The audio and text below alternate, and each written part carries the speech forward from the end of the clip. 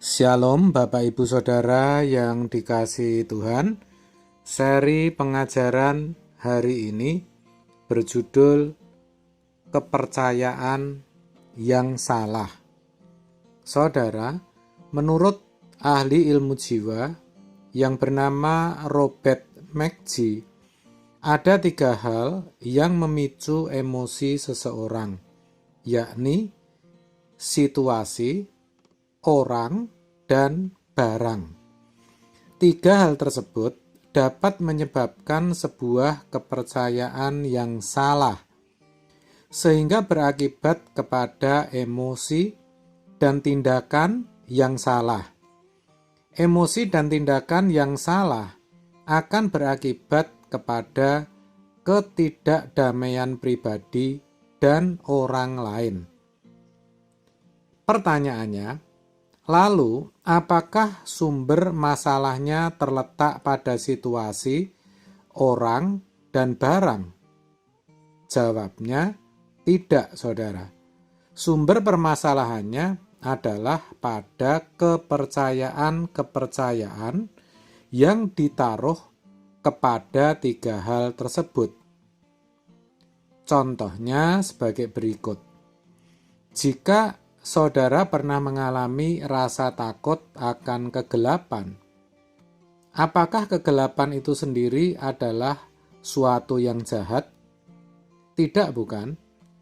Kegelapan tidak membawa sesuatu yang jahat. Tetapi, apa yang kita percayai tentang kegelapan, itulah yang membuat kita takut. Kita mungkin percaya bahwa di dalam kegelapan ada monster yang akan menarik kaki kita. Atau kita tidak bisa melihat apa-apa, sehingga takut jatuh.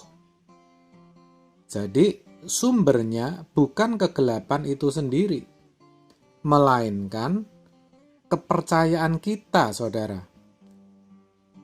Sekarang, coba kita ingat-ingat mengenai kisah Hawa di Taman Eden. Buah pohon pengetahuan yang baik dan jahat tidak menangkap dan menjebak Hawa. Hawa menerima hasutan iblis, sehingga Hawa mempercayai bahwa dengan makan buah tersebut, Hawa akan sama seperti Allah. Nah, di sini kita melihat bahwa kepercayaan yang salah berasal dari pikiran yang salah atau pikiran yang disesatkan. Maka benarlah apa yang dituliskan Rasul Paulus di dalam 2 Korintus 11 ayat 3. Tetapi aku takut kalau pikiran kamu disesatkan dari kesetiaan kamu yang sejati kepada Kristus, sama seperti Hawa diperdayakan oleh ular itu dengan kelicikannya. Saudara, pikiran yang salah hanya dapat dibaharui melalui firman Tuhan. Di dalam Roma 12 ayat 2 sangat jelas dikatakan, janganlah kamu menjadi serupa dengan dunia ini, tetapi berubahlah oleh pembaharuan budimu, sehingga kamu dapat membedakan manakah kehendak Allah, apa yang baik, yang berkenan kepada Allah, dan yang sempurna. Berubahlah oleh pembaharuan budimu, dikatakan demikian. Artinya, pikiranmu itu loh yang harus diubah, yang harus dibaharui. Pertanyaannya, dibaharui oleh apa? Karena untuk mengerti kehendak Allah, ya harus dengan pikiran Allah. Apa itu? Jelas, firman Allah. Yohanes 1 ayat 1 mengatakan, pada mulanya adalah firman. Firman itu bersama-sama dengan Allah, dan firman itu adalah Allah. Firman Tuhan atau kebenaran itulah yang akan mengganti pikiran-pikiran yang salah mengenai kehidupan ini. Jika pikiran kita benar, maka kepercayaan kita juga benar, sehingga emosi dan tindakan kita juga akan benar. Sumbernya berasal dari kepercayaan kita akan firman Tuhan. Semakin kita banyak belajar firman, semakin kita memiliki kepercayaan yang benar mengenai situasi, orang, dan barang. Ini sangat penting dan harus dimengerti setiap orang percaya. Sudut pandang yang kita pakai harus berasal dari firman Tuhan. Dan firman itulah yang memerdekakan kita.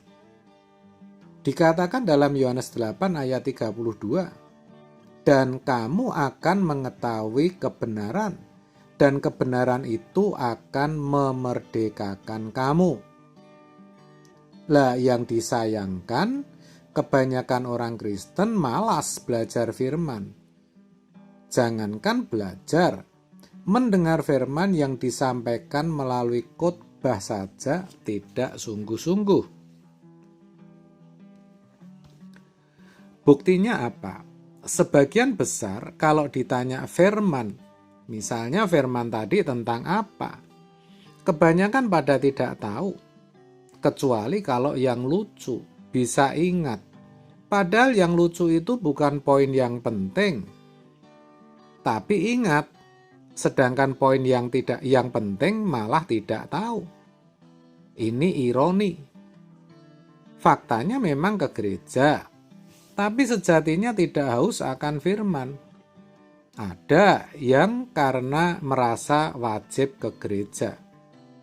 Ada yang ke gereja karena ruangannya enak, AC-nya dingin, acaranya meriah, dapat makan, dan sebagainya. Lah, kalau di gereja tidak punya kerinduan belajar firman, apalagi di rumah, siapa yang berani jamin, saudara?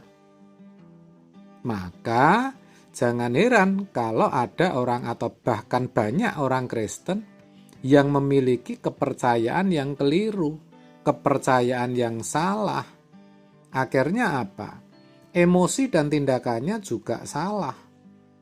Dan tidak ada damai sejahtera di hati.